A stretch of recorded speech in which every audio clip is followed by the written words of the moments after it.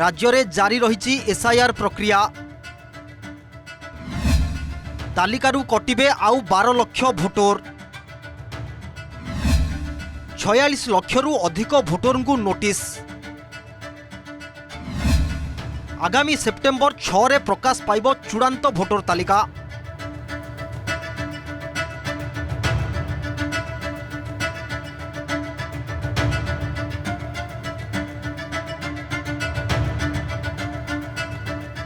ओडिशा राजनीति एवं निर्वाचन मंडली आसीची एक बड़ एवं चांचल्यकर खबर।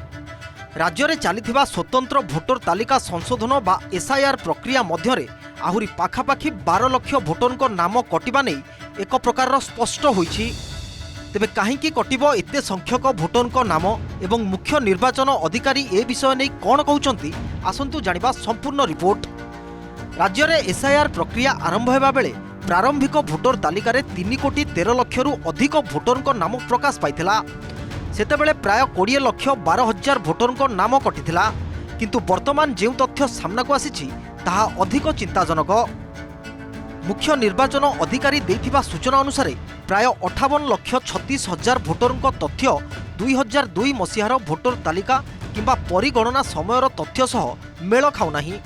एमानंको मध्यरु 7 लक्ष 93 हजार भोटर को नोटिस जारी करा जाइथिबा बेले बाकी 46 लक्षरू अधिक भोटर नाम पितांको नाम एवं बयस रे त्रुटि थिबारु सेमानकु मध्य नोटिस करा जाइछि।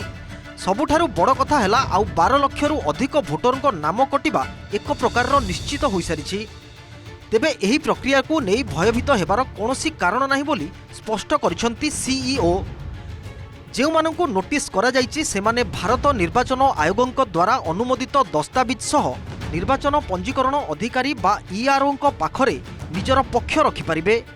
आवश्यक पड़िले ईआरओ एवं एएलओ माने वीडियो कॉल किंबा फोन माध्यम मध्य दाबी शुणिबार व्यवस्था रखिछंती। सूचना योग्य जे गत 1.5 वर्ष भितर प्राय 31 लाख भोटर नाम कटि सारिछि। आगामी सेप्टेम्बर 6 तारिख में चूड़ांत भोटर तालिका प्रकाश पाइले स्पष्ट हेब केते जनक नाम संपूर्ण भावे बाद पड़ी।